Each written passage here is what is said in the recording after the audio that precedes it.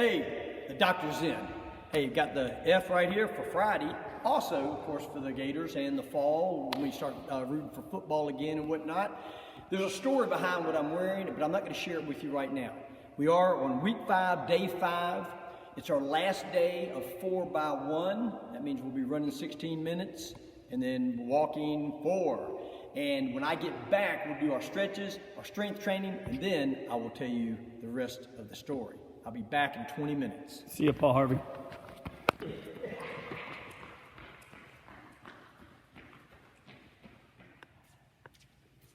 Rocking and rolling. Lots of energy today. I had a second cup of coffee. Usually in the morning I have like one. Had a second cup, so I'm like totally amped up. But anyway, hey, we're gonna get right into some stretches right away. After the stretches, got several little stories to talk about. But let's get on with some of our stretches right away. I'm gonna do some twists.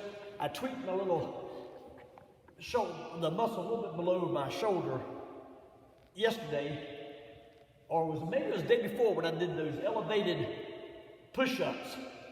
So I'm going to be a little more gentle on those.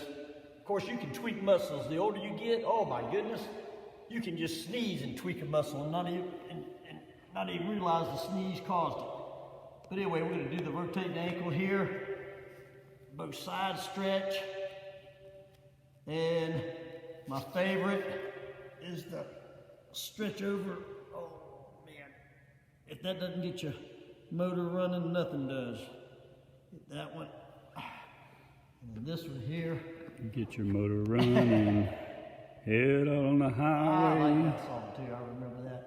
Hey, and I'm just gonna do this one, the easy one. I'm just gonna do the easy lift right here, and that will stretch out that back a little bit better. I'm thinking Pilates or yoga, that's an upward dog. Is that what that's called? I think so. I like it. And it'll be the dog days of summer before we all know it.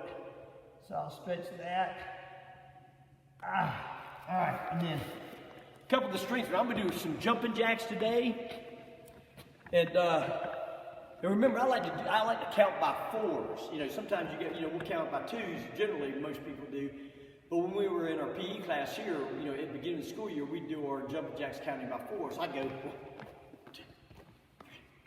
1, 2, 3, 2, 1, 2, 3, 3, 1, 2, 3, 4.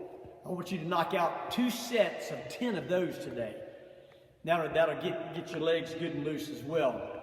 And the last my other little strength exercise was one that it always kind of gave me a little problem in a way. It was a Superman, and I'm going to do it again because I believe I'm beginning to improve on that.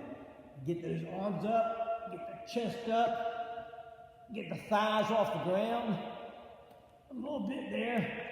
Hold that for 15, 20 seconds, 30 seconds if you can, and then relax. And then you go again. Get that up, hold it up, get it up good and high, and relax. Where does that hurt you at, Dr. Phil? I feel the muscle work mostly in the lower back, in my upper back, but it's quite strenuous. I mean, it works me for some reason more than some of those other exercises. But anyway, get a few sets of those in today. And hey, little Dr. Phil daily dose. I was thinking about something when I was running early this morning. This kind of refers back to why I'm wearing all this as well. I was really grateful. Our son Trainer, he had a real tough test coming up. He took the test. He had 2 parts of the test. One was day before yesterday, and the other one was yesterday.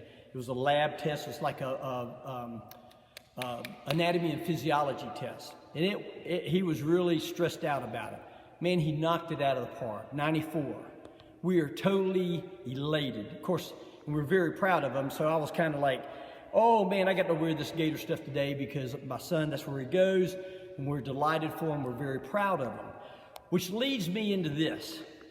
You know, you remember how I always talked about all those adjectives. People say, Dr. Phil, how you doing today? And I'll say great, fantastic, superb, stupendous, outstanding, marvelous, superior.